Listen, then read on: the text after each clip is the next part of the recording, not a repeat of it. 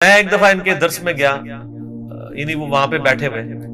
میں بات کر رہا ہوں 2007 کی، جب حج کے لیے گیا تو میں اس وقت ٹرانزیشن پیریڈ میں تھا، تو یہ بیان کر رہے تھے کہ دیکھیں جی احمد صاحب بریلوی صاحب نے تعریف کر دی ہے قرآن میں، یہ جو آیت ہے نا قد جاءکم من اللہ نور و کتاب مبین، بے شک اللہ کی طرف سے ہمارے پاس ایک نور اور ایک کتاب آ گئی۔ اس میں نور سے مراد احمد صاحب بریلوی صاحب کی تفسیر جو ہے نا ان کے خلیفہ کی نعیم الدین مراد آبادی کی کنز الایمان کی جو خزائن العرفان لکھی گئی، اس میں انہوں نے لکھا ہے یہاں نور سے مراد جو ہے نبی علیہ السلام سے۔ حالانکہ نشر الطیب کے اندر اشرف علی تھانوی صاحب خود کہتے ہیں کہ نور سے مراد نبی علیہ السلام ہے، اس بیچارے کو نہیں پتا، وہ وہاں بیٹھ کے صرف شیعہ اور بریلویوں کے بارے میں بول رہا ہوتا ہے یا اہل حدیث کے بارے میں، جو بند کے خلاف کبھی کوئی بات نہیں کرتا، اور وہ ان باتوں میں ان کو ٹانٹ کر رہا ہے۔ اچھا، اس کو نہیں یہ پتا کہ اسلام کی پہلی تفسیر جو ہے تفسیر تبری ہے، ابن جریر تبری المتوفا 310 ہجری، امام بخاری امام مسلم کے ہم حسن اعظم ہیں، اور حافظ ابن کثیر نے تفسیر ابن کثیر میں اکثر چیزیں انہی سے چھاپا ماری، انہوں نے بھی اس آیت میں لکھا ہے یہاں نور سے مراد نبی علیہ السلام کا نور ہدایت ہے۔ تو یہ پھر احمد بریلوی صاحب نے کون سی تعریف کر دی ہے نور کہہ کے؟ حتیٰ کہ جو حدیث ہے جامع ترمذی میں موجود ہے، مسند احمد اور دلائل النبوہ امام بیہقی کی کتاب میں بڑی ڈیٹیل کے ساتھ ہے، مشکات میں موجود ہے، شیخ البانی شیخ زبیر علی زئی صاحب دونوں نے صحیح کہا ہے۔ یہ میں اس لیے کہتا ہوں کہ اہل حدیثوں کو بھی یقین آ جائے، باقیوں کو تو اس کی ضرورت ہی نہیں، ان کے لیے تو کتاب میں آنا ہی کافی ہوتا ہے کہ ترمذی میں آ گئی اور مسند احمد میں، کہ نبی علیہ السلام نے فرمایا کہ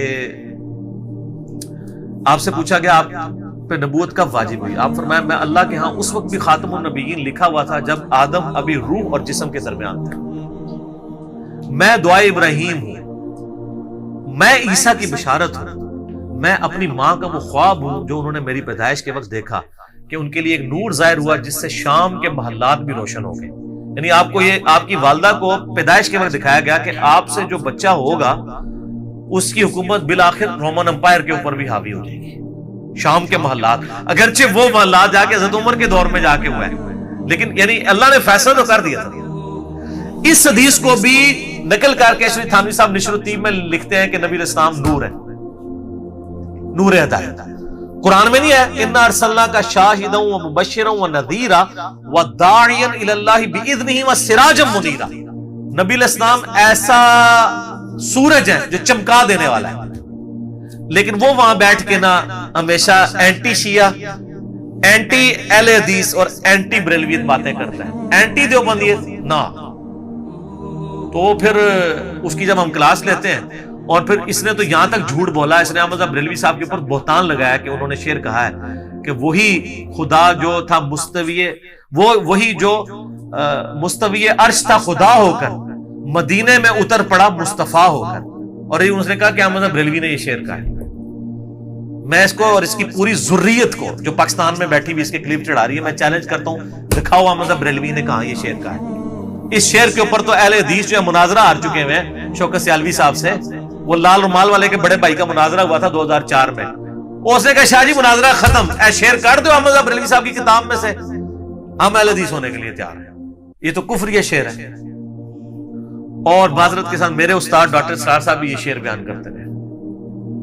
ان کے وہ منتخب نصاب میں ریکارڈڈ ہے۔ میں جب ڈاکٹر اسرار صاحب کو 2008 میں ملنے کے لیے گیا، میں نے کہا ڈاکٹر صاحب یہ آپ نے کہاں سے بیان کر دیا؟ وہ کہتے ہیں یار وہ میں نے والا بریلویہ کتاب جو ہے نا احسان اللہ ظہیر سے، اور میں کہا سر احسان اللہ ظہیر صاحب نے چھوڑو، ٹھیک ہے نا جی، تو میں نے کہا انہوں نے یہ بات کہیں نہیں لکھی، کہتے ہیں اچھا یار مجھے تو پتہ نہیں، میں اختلافی مسائل میں امی ہوں۔ پھر میں نے ان کو بتایا کہ جن کے آپ طرفدار بنے ہوئے نا اشرف علی تھانوی صاحب کے حوالے سے، میں نے کہا ان کا تو وہ کلمے والا معاملہ بھی ہے، وہاں میرا کلپ دیکھ لیں، ایچ ڈی کیمرے میں ریکارڈ ہو چکا ہے، اللہ کے فضل سے ان کی مہربانیوں سے ریکارڈ ہوا ہے۔ یہ اگر بار بار نہ رٹ لگاتے خواب ہے خواب ہے خواب ہے، تو میں ان کو ایچ ڈی کیمرے میں نہ دکھاتا کہ آپ بھی اٹھ جائیں اس خواب سے، وہ بیداری ہے۔ اب اس کے نیچے لوگ کمنٹس کر رہے ہیں کہ جی جناب آپ تو آپ رجوع کریں، یہ تو بیداری بھی لکھا ہوا ہے، ٹھیک ہے نا۔ اچھا ہمیں تو بڑا فائدہ ہوتا ہے، میں سلام پیش کرتا ہوں ان تمام علماء کو، جب میں اعتراضات کرتا ہوں تو یہ سب سے پہلے مان لیتے ہیں کہ واقعی کچھ نہ کچھ گڑبڑ ہوئی ہے، اگرچہ اس کا جواب دیتے ہیں بعد میں، یار اللہ کا شکر اگر یہ انکار ہی کر دیں